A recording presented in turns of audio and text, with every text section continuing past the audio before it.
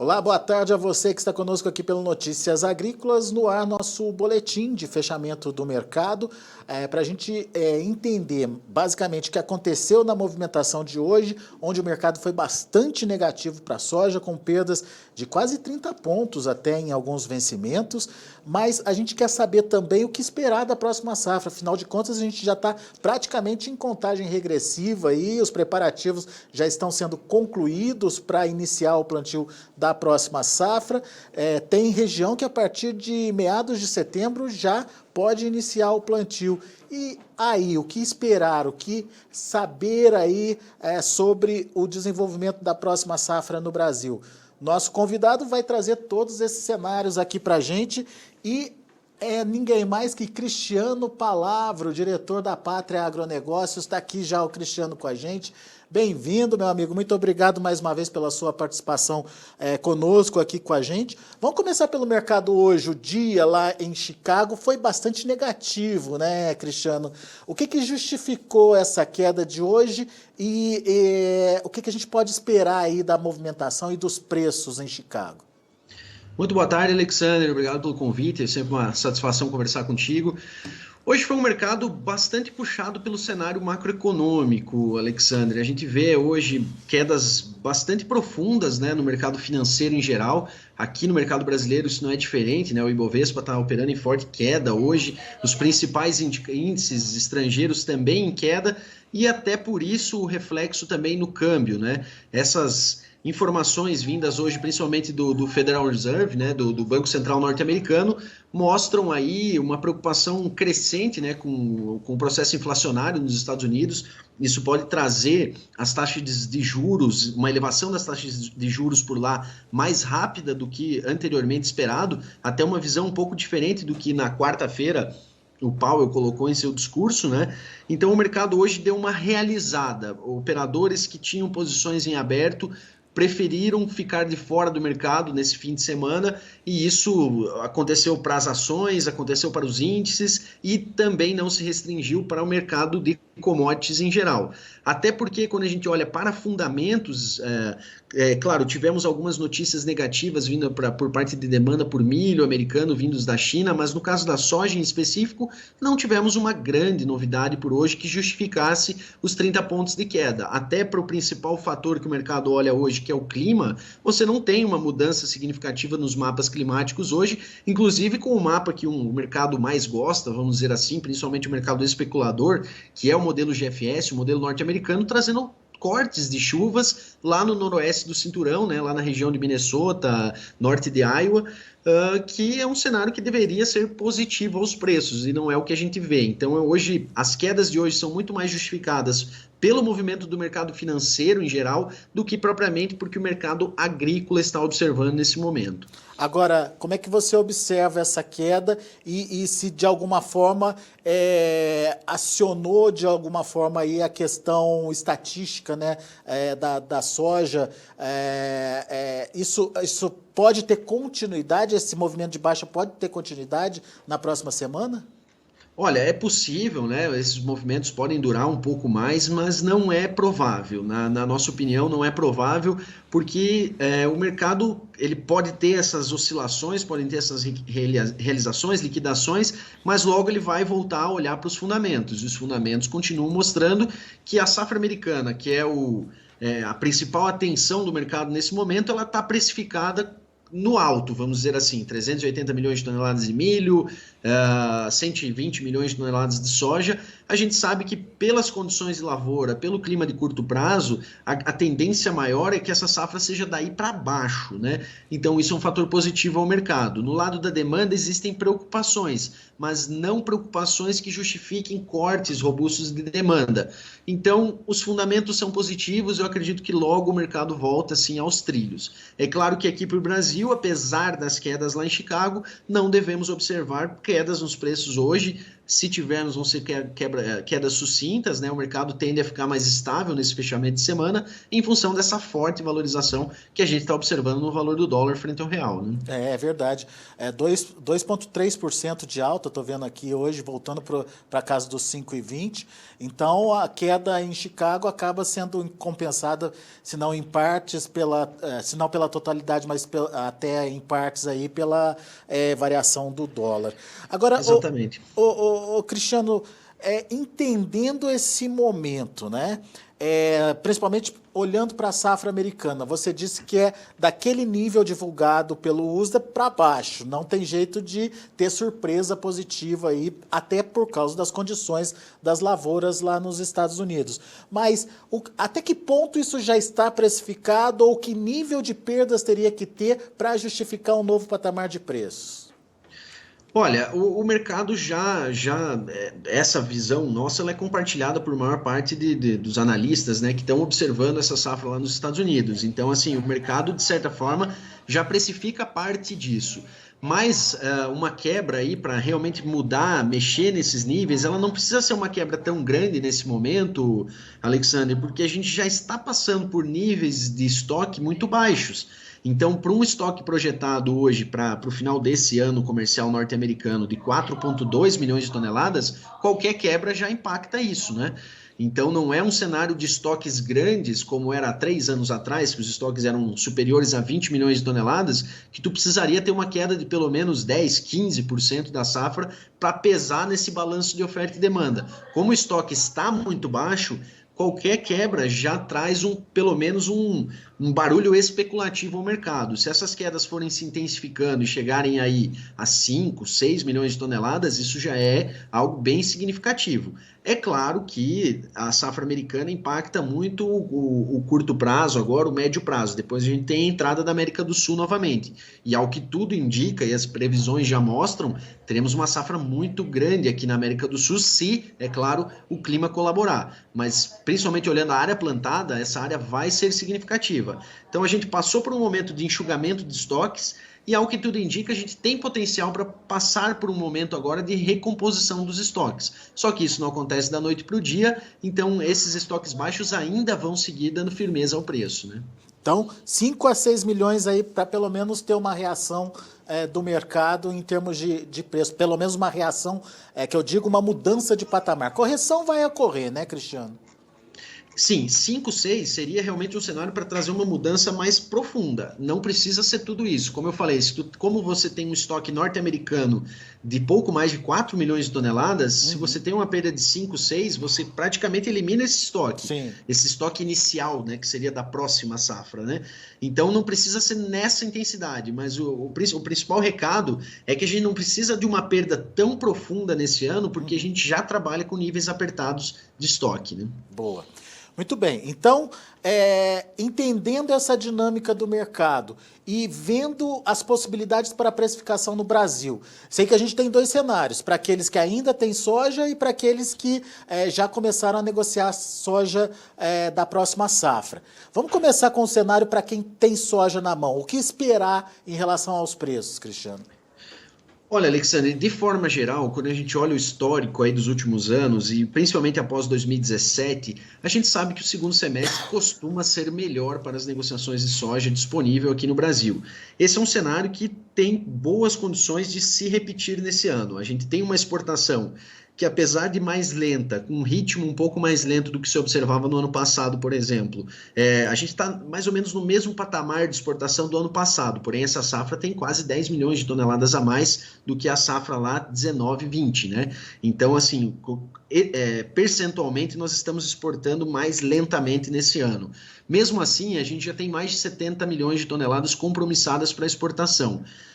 O próprio USDA hoje projeta algo em torno de 83 milhões de toneladas para o Brasil. Faltam, portanto, aí 12 a 13 milhões de toneladas a serem negociadas para fora do país. Isso deve acontecer, a gente está ainda em final de julho, a gente tem alguns meses ainda para isso acontecer, até janeiro. Então, assim, esse enxugamento da oferta aqui no Brasil e a manutenção dos níveis de compras e de consumo das indústrias brasileiras mantém um cenário que deve repetir essa tendência que a gente observou de 2017 para cá. E até por que eu estou falando 2017 para cá? Quando você olha os picos de preço, né, da soja nos anos anteriores, e é claro que você não pode também ficar só com o olho no retrovisor. Eu estou citando isso realmente para ver como foi o comportamento e por que a gente acredita que ele pode se repetir nesse momento. Mas a gente viu preços melhores geralmente entre setembro e novembro de cada ano. E não tivemos isso, por exemplo, em 2016, mas um cenário muito claro em 2016 de queda do dólar. Foi o ano do impeachment, né? Para quem se lembra, o impeachment da Dilma, e o dólar saiu de patamares aí de 3,60, 3,70 e veio trabalhar em patamares de 3,10 após a entrada do Temer. O Temer era preferido pelo mercado. Então foi um ano atípico em que o primeiro semestre teve um preço melhor do que o segundo. É claro que hoje a gente vive outra realidade de preço, inclusive, porém, ainda mantemos essa tendência de preços um pouco mais firmes do que vemos agora para esse período ali entre setembro e novembro. Qual é o risco? O risco talvez seja o mesmo de 2016. A gente tem algum tipo de afrouxamento no câmbio. Mas para nós da Pátria, o câmbio já bateu as mínimas que ele poderia aí nesse curto prazo. Esse momento ali em junho, que ele chegou a 4,90, 4,95, realmente a gente via que não tinha potencial para muito mais do que isso, essas quedas, e o mercado voltou a se estabilizar, vamos dizer assim, nessa faixa dos 5,20. Até afrouxou aí nos últimos dias, hoje voltou rapidamente, né? Deve fechar a semana negativa no acumulado, mas é uma sexta-feira de altas no câmbio. Então, com todo esse cenário de exportações um pouco mais lentas, mas ainda agressivas, um câmbio que não deve cair muito em relação ao patamar atual, e Chicago, que ainda reserva algo que pode ser positivo com essa redução da safra americana, a gente acredita em melhores preços à frente, sim, para a soja disponível. Muito bem. Agora, melhores quanto, Cristiano? Dá para a gente voltar a ver os preços recordes que a gente viu aí, se eu não me engano foi em abril, né, que a gente teve os melhores momentos de preços aqui no Brasil? Sim, é possível sim, é possível sim. É claro que essa é uma visão atual, é uma visão de hoje, né, Alexandre? A gente sabe o mercado dinâmico como é, mas hoje sim eu vejo que esses preços têm potencial para voltar. É claro que a gente tem que ir acompanhando esse dia a dia e tomar as decisões nos momentos corretos. Também não dá para ficar com esse patamar na cabeça e, se as coisas forem mudando, não tomar decisões antecipadas, né? A gente está falando daquele nível de próximo de 190, certo? Nos portos, sim, isso. Foram os níveis mais ou menos, os picos que a gente viu esse ano foram em meados de abril, né? Quando a gente ainda tinha um câmbio acima dos 5,50 e a gente tinha Chicago lá batendo aqueles picos acima de 16, né? Então, é possível voltar para lá? A gente tem uma realidade diferente de prêmios, né? Naquela época a gente teve até prêmios negativos, coisa que para setembro, para outubro, os preços estão acima de 1,3, 1,4 agora. Então eu não preciso que Chicago necessariamente volte para 16, porque agora se tornou um patamar um pouco distante. Mas eu, por exemplo, o câmbio, eu já acho mais viável o câmbio chegar a 5,50 novamente do que propriamente Chicago ir buscar suas máximas. O fator de ganho viria então de prêmio e possivelmente, ou talvez aí do câmbio. Exato, exato. Boa. Isso para a soja que está na mão do produtor. E para a safra nova, Cristiano? Quais são as realidades, quais são as contas, enfim. O Brasil está muito empolgado, pelo menos aparentemente, porque a gente percebe aí, existe uma empolgação aí em relação à produção desse ano, né? O que a gente pode esperar em termos de oferta? Olha, Alexandre, principalmente quando a gente olha para 2021, 2022, a gente tá, por que as tendências não são tão diferentes, mas a gente tem que olhar com uma preocupação diferente. O produtor que ainda tem soja hoje da safra 2021, ele está trabalhando com um excedente, né? Ele está trabalhando com um produto que ele já custeou o que tinha para custear, ele está com um produto ali que ele, claro, busca uma margem melhor do que se ele negociar nesse momento ou se ele negociar em alguns momentos passados. Para a safra que vem, ele ainda está formatando o seu custo, ele ainda está, por mais que ele já tenha realizado as compras dele, ele não vai poder trabalhar especulativamente com essa safra toda, né? Então, na nossa visão hoje, 2022 é um cenário ainda positivo, ainda de firmeza de preços, porém com mais riscos. Esses riscos vêm, primeiro, mais tempo. Temos mais tempo até a negociação da safra 2022. Tempo é sempre um fator de risco, né? Porque ele pode trazer variáveis que hoje não estão no radar.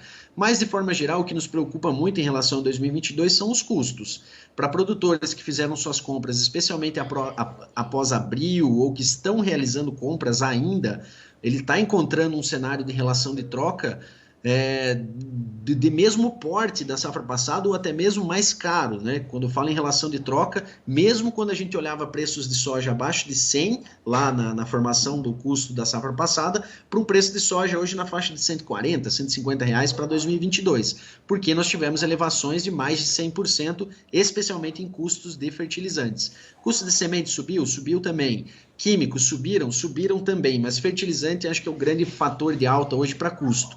Então, trabalhar de forma um pouco mais preventiva para essa safra 2022 nos parece muito interessante, porque você vai fazendo sua média, né? Vai trabalhando aí parte da sua produção para garantir custo, e aí o que restar lá na frente é um ano também para não apostar todas as fichas agora. Ainda tem muita coisa boa para acontecer, mas também não deixar a safra 0% vendida até chegar ao plantio ou até chegar à colheita. Eu acho que seria um risco muito alto diante de um cenário ainda que tem várias variáveis pela frente. Mas tem muita gente com custo ainda aberto nesse momento, Cristiano? Sem dúvida, Ah, ainda é? tem. O produtor em geral, claro, a maioria deles já avançou com parte das vendas, mas são vendas conservadoras ainda, e acho que é uma visão correta trabalhar com vendas conservadoras ainda nesse momento, mas muita gente ainda está com aquela, olhando para trás, né, aquele sentimento ruim que foi travar muita soja lá em 2020 e chegar em 2021 com esse cenário de preços explosivos, né? Então muita gente pisou muito no freio em relação ao travamento para 2022. Então é uma visão que reflete esse cenário ruim que ele se colocou no ano passado. Claro que não é um cenário de prejuízo, mas é um cenário de deixar de ganhar, né? E um deixar de ganhar muito grande, porque travamentos aí de 80, 90 reais, que agora viraram travamentos de 150, 200 reais por saca, né? Muito bem. Agora, essa estratégia está certa na sua opinião, ou seria bom que ele começasse a participar mais, Cristiano? Sim, de certa forma, até o que a gente tem trabalhado com a nossa clientela é participar mais do mercado. A gente tem trabalhado aí com vendas conservadoras ainda, mas já distantes do 0%, vamos dizer assim. Não é o momento de ficar apostando tudo num cenário de melhora futura, até porque a gente já encontra boas margens. Mas é claro que eu bati meus custos, o preço da soja tá bom, vou vender. Claro, tem para parte da produção isso é justificável, mas também não precisa sair vendendo tudo agora porque existe uma visão baixista pela frente. Não, hoje eu não vejo essa visão baixista. E essa visão não baixista, eu diria, ela vem principalmente do fato de que mesmo tendo safras cheias, a gente não vai ter uma recomposição tão agressiva de estoques ainda para 2022. Então, de certa forma, o mercado ainda se mantém sustentado diante de estoques que podem se recompor, mas não em níveis de voltar aí para o que a gente tinha 2, 3 anos atrás. E até porque, apesar das previsões, né, para a próxima safra brasileira serem muito boas, né, de grandes produções, é tudo previsão ainda, né? Não começou nem a ser plantada ainda, né, Cristiano? Eu queria que Exatamente. Desculpa, eu queria que você contasse um pouquinho quais são as expectativas, inclusive, da próxima safra aí, para vocês aí na Pátria. A gente divulgou esse número tem cerca de uma semana, foi no dia 24 de julho, Alexander, e que a gente trouxe aí uma visão baseada principalmente em alguns dados de comercialização de fertilizantes, sementes e até um viés olhando para a nossa clientela e olhando para o mercado em geral. Hoje a Pátria, né, nós acreditamos aí num incremento de 6,7% em área plantada para o ano que vem. A nossa área sairia aí da casa de 38,3, 38,2 milhões de hectares para mais de 40,8 milhões de hectares. Isso é um aumento de 2,5 milhões de toneladas de hectares pela frente. Isso é muito agressivo, né? Um aumento aí de 6,7%. E que, se a gente projetar estatisticamente a produtividade dos últimos anos, na nossa visão, a gente reduz aí em cerca de 0,8%, 1% a produtividade média, traz ela aí de 59 para 57,5, 58 sacas por hectare e tem como resultado 144,7 milhões de toneladas produzidas, um aumento aí de 8 milhões de toneladas em relação à safra passada. Mesmo com essa produção, mesmo com os Estados Unidos em 120 milhões de toneladas e mesmo com a Argentina, por exemplo, terceira maior produtora, na casa aí dos 52 milhões de toneladas, os estoques globais, né, saíram aí de 92,5 para 94 milhões de toneladas. nada muito agressivo, mesmo num cenário de safras cheias, né? Então, qualquer redução disso pode manter o mercado ainda mais firme. Mas e a demanda? Como é que vocês trabalham com a demanda? Vai crescer também? A demanda se mantém firme, não cresce no nível que se observou nos últimos anos, mas ela não é um fator negativo, vamos dizer assim. Ela se mantém, a China ainda cresce um pouquinho para o ano que vem. Esse ano as estimativas falam de China aí comprando 98, 99 milhões de toneladas de soja. Para o ano que vem a gente segue aí até um pouco da visão do que o USDA fala, né? Algo em torno de 102, 103 milhões de toneladas. Outros países aí também entram nessa conta e colocam a demanda um pouco acima do que a gente viu nesse último ano. Diante desse cenário que você trouxe, dá para esperar uma puxada de preços também para a soja brasileira? É possível, principalmente se a gente tiver aí outros fatores. O câmbio é um fator muito indefinido ainda nesse momento. E lembro, né, que 2022 é um ano eleitoral, né? Um ano eleitoral que tem condições aí de adicionar um tempero muito grande para essa variação cambial. Então eu não descartaria a gente ver novas altas por preço da soja, até porque quando a gente fala de câmbio, se nós temos um real muito desvalorizado, os níveis de preço eles saem um pouco do teto internacional, né? O importador ele tem condições de pagar muito mais pela nossa soja quando a gente tem um câmbio solto, vamos dizer assim. E não podemos negar que o ano que vem, em termos de política, vai ser um ano muito aquecido, né? Nós temos duas forças bem polarizadas e que vão colocar esse debate aí, acho que no nível mais acirrado que a gente já viu na história brasileira. Então, isso pode sim fazer com que o mercado se assuste com a situação nacional e o câmbio possa disparar novamente, talvez buscar aí patamares acima dos R$ 6. Muito bem. Então, as atenções para os acontecimentos e para as oportunidades. Isso é que eu acho que é importante da gente dizer aqui, né? Exatamente. Acho que, resumindo toda a nossa conversa, uma visão principalmente para 2022, Alexander, é um ano para não apostar tudo em um cenário só, né? Então, é um ano para não apostar tudo e não vender nada e não também ir buscar 80%, 90% de comercialização antecipada, porque o histórico recente nos mostra que isso pode ser problemático. Então, é um ano para ir trabalhando, buscando os picos do mercado. Olhando para trás um pouco, nós tivemos pico em abril, nós tivemos um pico interessante em junho, e tivemos um pico interessante recentemente. Então, assim, são momentos que é interessante estar entrando no mercado, aproveitando para buscar o fechamento de parte dos custos, depois trabalhar o restante lá na frente, né? Boa. Muito bom, Cristiano, meu amigo, obrigado mais uma vez pela sua participação aqui conosco, pela sua disposição de dividir um pouquinho aí do trabalho de vocês com a gente aqui no Notícias Agrícolas. Volte sempre. Muito obrigado, Alexandre. Fico aguardando os próximos convites aí. Um ótimo fim de semana a todos. Grande abraço, até a próxima. Um abraço, até mais. Tá, então, entrevista bem didática, bem informativa com o Cristiano Palavro, lá da Pátria Agronegócios, aqui para a gente no Notícias Agrícolas. Os cenários traçados pelo Cristiano são muito importantes aí, principalmente porque esses cenários podem trazer algumas alterações ou algumas possibilidades de precificação diferenciadas daquelas que a gente está vendo nesse momento. Mas o Cristiano acredita que, de uma forma geral, os preços ainda continuarão bastante interessantes para o produtor. Que apesar de super safra no Brasil, a Pátria Agronegócio está falando de uma produção de quase 145 milhões de toneladas, considerando mais 52 milhões de toneladas de produção na Argentina, mais os 120 milhões, isso se concretizado, obviamente, de produção nos Estados Unidos, ainda assim teríamos um estoque final um pouco maior do que a gente tinha nesse ano. Então, a situação não é de uma tranquilidade total, mesmo com essa oferta aumentando, mas é preciso ter cautela. Como o Cristiano falou, não dá para apostar tudo e sair vendendo tudo agora, porque o mercado pode dar algumas oportunidades mais à frente, mas também não dá para ficar parado nas vendas sem aproveitar as oportunidades que virão aí nas próximas semanas, nos próximos meses. Então, é uma dica importante para você continuar atento aí ao mercado. Vamos aos preços, vamos ver como encerrar as negociações lá na Bolsa de Chicago. Vamos lá. Desculpe. Para agosto, 14 dólares e 14 centes para soja lá em Chicago, 19,5 pontos de queda. Para setembro, 13 dólares e 55 centes por bushel, recuo de 29 pontos mais 75. Para novembro, 13 dólares e 49 centes por bushel, 28,5 pontos de queda. Para março de 22, 13 dólares e 47 centes por bushel, queda de 24 pontos. Vamos ver o milho.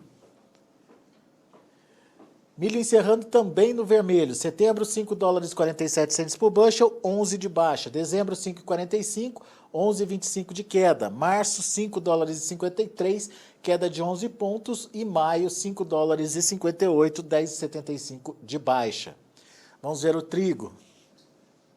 Para setembro, 7 dólares e 3 centes por bushel, 1,5 de baixa. Dezembro, 7 dólares e 13 centes por bushel, 0,75 de queda. E o março de 22, 7 dólares e 20 centes por bushel, queda de 0,25. O maio acabou estável, finalizando de forma estável a 7 dólares e 19 centes por bushel. Muito bem, são os números de hoje, já de finalização das negociações lá na Bolsa de Chicago. A gente fica por aqui, daqui a pouco tem mais informações e outros destaques para você aqui no Notícias Agrícolas. Se inscreva em nossas mídias sociais. No Facebook, Notícias Agrícolas. No Instagram, @Notícias Agrícolas. E em nosso Twitter, @Norteagri. E para não perder nenhum vídeo, não se esqueça de nos acompanhar no YouTube e na Twitch, Notícias Agrícolas Oficial.